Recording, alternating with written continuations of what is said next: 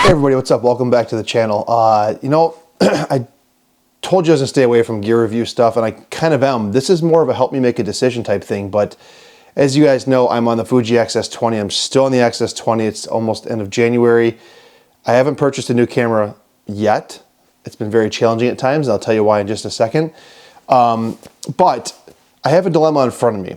When I purchased the XS20, it came with this lens right here, which is the XF 16-50 2.8 to 4.8 lens, the new kit lens, kind of to replace the 18-55 that was Fuji's legendary kit lens. But prior to me getting this kit, I also had the Sigma 18-50 2.8 lens. The thing is I don't need both of these lenses. They both kind of serve the same purpose, but they both have strengths and weaknesses, and I can't decide which one to get rid of. So let me talk about each lens for a second, and you guys can maybe tell me what you think of what lens I should keep. All right, let's start with the 16-50 Fuji kit lens, f2.8 to 4.8. There's a lot of great things about this lens that make me want to keep it. For example, the materials. I think it's half metal, half plastic. Yeah, I think it's plastic. I don't know, I could be wrong, but there's like a metal focus ring on it or whatever. But the overall build quality of this is actually really, really nice. I like that a lot.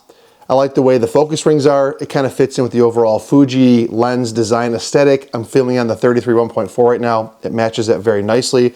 Although the 33 1.4 is fully metal barrel, I think this has got plastic on it. So whatever the case is, the 33 feels a little bit better built. But there's some good features about this lens. First of all, it is weather resistant. If you guys see right here, it says weather resistant. Oh, come on, Fuji. You can do it, baby. You guys can see that, but it says weather resistant right there on the back of it. So this is a weather sealed lens. Also, you get the option with the control ring right there. You guys can see this. Come on, Fuji, you can do it. This right here, to have aperture control on the lens or automatic. So that's really nice. And it just has a real nice design aesthetic to it, like the clicky aperture ring. Now it's not an aperture ring set where it goes from 2.8 to whatever, 16 or whatever. It's one of those ones that keeps spinning forever and ever like the 18-55 kit lens was. But it has a nice clicky sound, so I really appreciate that. Where this lens kind of starts to separate itself from the 18-50 is in one specific way, and it's overall size, which isn't a huge difference. I'll hold them up for you guys here. If you look at the two, they're almost the same size. But what this 16-50 does is that when you zoom it, it's internal zoom, and I think that's really, really cool. No sucking in of dust or any of that kind of stuff that could potentially happen on this lens. Like I said, this lens, it grows when you extend it. So from that perspective, this lens, I would say, beats the Sigma 18-50 in all sorts of different ways. The optical output's really good. It's sharp. I think the colors are a little bit better out of this lens than the Sigma 18-50. Slight differences in just the way it renders color a little bit. But it has one major downfall. And I'll give you an example where this plays as in the case for me. This is a variable aperture lens. So it's 16 millimeters on the wide end, f2.8. That's great. Oh, by the way, I should note that this is 16 millimeter, that's 18 millimeter. So that 2 millimeters difference on the wide end does make a big difference. But nonetheless, at 16 millimeters, this is f2.8. But as you go down to 50, it goes to the minimum aperture or maximum aperture of f4.8.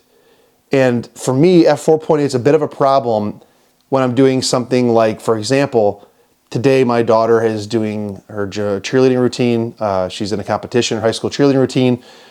I would like to go to 50 millimeters, which is 75 equivalent on Fuji, and shoot the sports, shoot her cheerleading. Obviously, f4.8 indoors in a gym, trying to capture fast action, you're gonna have to ride that ISO super high to get a decent shutter speed to freeze some of the action. And so this lens kind of falls apart in that use case. And I would say this is probably the only instance in which I would not want to keep this lens. Otherwise, I would have already bailed on the Sigma. But in saying that, the Sigma has a lot of great qualities as well. So let's talk about that for a second. As you saw, it's nearly the same size as this 16 to 50, which is really, really great, except it has the advantage of being 2.8 all the way through. Now what you give up is two things. One, it's 18 millimeters on the wide end instead of 16. Some would argue that 16 millimeter versus 18 millimeter is a big difference. And I can tell you, especially for video and stuff, I think it's very nice to have 16 millimeters over 18. The other thing is that when it zooms, it does extend. Now, this isn't a big deal because when you're traveling or whatever, it's retracted back, not a problem. So it doesn't really bother me, but you do introduce the possibility of maybe sucking in some dust or something like that. Now, this lens does have a little gasket right here. I don't know how much weather sealing it's got, but it doesn't say like weather resistant necessarily on the actual lens itself, but I have an XS20, so maybe weather sealing is not a big deal because it itself is not a weather sealed camera. The other thing is that this camera doesn't really follow the design aesthetic of Fuji. This Sigma 18 to 50 is made for several different mounts, and so it doesn't really fit necessarily how the Fuji lenses look, but it does have all the operation that you really need on this lens. I mean, it has, you know, an aperture ring and a focus ring, and the zooming ring. What you lose out on is the aperture ring itself and some of the controls like you see on this lens by, you know, being able to click into, you know, aperture control or whatever it might be that goes to the camera. So you lose some of that, but nonetheless, it does work really, really well on my Fuji XS20. The advantage this lens has, as I mentioned, versus the 16 to 50 Fuji kit lens is that at 50 millimeters, it's 2.8. It's 2.8 all the way through. So if you're shooting something like a sporting event and you want to grab a wide shot and you have your exposure set and you're hammering off some shots and it's wide and you're at f2.8 and then you want to zoom in to 50 millimeters, that 2.8 stays the same. And so you don't have to go change your exposure settings, especially as you're trying to go quickly back and forth from 18 to 50 millimeters. That's a pretty big advantage on top of just having 2.8 at 50 millimeters as it is.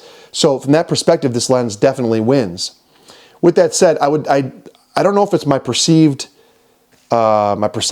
or not, but I feel like the autofocus is slightly better on this lens than this lens. I don't know if it's because native lens talking to native camera versus third party talking to a Fuji camera. I don't know. I do feel like there's a bit of a difference there, but I wouldn't say this is bad. Actually, I'd say it's very good still. I just feel like this has a little bit more confidence in some of the stuff that it does. And honestly, with the new update that came through in the XS20, I have not complained about autofocus whatsoever. Hopefully this video is not making me a liar, but sitting at 1.4, this camera's been excellent with autofocus ever since they released the latest update. With that said, you know, price-wise, this 16 to 50 is a lot more expensive. I don't know off the top of my head if you buy it alone. I'll put it up here in the video. But if you buy it as a kit, it's pretty cheap. I think it actually ends up being cheaper than this. So I'll give you the full price alone. I'll give you the kit price, and then I'll give you this price up here in the video as I'm talking.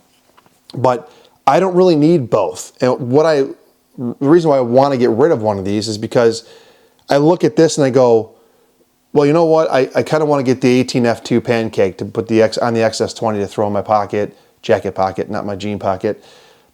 Go for that option. So I could sell one of these to pay for that. I'm also looking at maybe getting the 75-1.2 Viltrox or the 90F2 Fuji to do some of that tighter sports with a faster aperture. Again, selling one of these lenses could pay for that. And so I can't really just decide right now because I like everything about this Fuji lens better. But the Sigma one's still really, really good. And it's the fast aperture on the long end that keeps me holding on to this lens. But they're both really, really good lenses. So that's kind of my thought on it, guys. You let me know what you think. But kit lens dilemma, I'll tell you, I made it in the last video. These lenses, as I'm getting away from like the bokeh obsession or the thought of like just carrying one prime necessarily on a vacation, these lenses are proving to be absolutely invaluable to me. I know now why photographers, wedding photographers, and people that have a little bit more experience will say, just get a 24-70, 2.8 equivalent or whatever and rock that. It's all you really need. And for most instances you do, outside of obviously macro, super telephoto, wildlife, birding, or if you're doing extreme wide angle stuff. But for majority of your photography, a good 24-70 equivalent zoom lens can do a lot, and you can be very dangerous with it. And both these lenses are very, very good. Hopefully it's not too much rambling. Another one-take wonder for you guys. I'll put some pictures up throughout the video. Hopefully, maybe I did it already. Maybe I'll do it now, comparing the two. But both these lenses are very, very good. If you were me, which one would you keep? The native 16 to 50 or the Sigma 18 to 50 with the f2.8 on the longer end? What's more valuable to you? The Fuji design aesthetic with the aperture ring and the wider 16 millimeters, maybe better autofocus, perceived better autofocus, or would you rather have the 2.8 all the way through, lose 2 millimeters on the wide end, and have a bit of a different design aesthetic and look on the camera? So thanks for watching, everybody. I appreciate it. Again, these two lenses are both awesome. If you have one or considering getting them, they're awesome lenses. You're not going to lose either single way. Just be aware of what you're getting into. Thanks. See ya.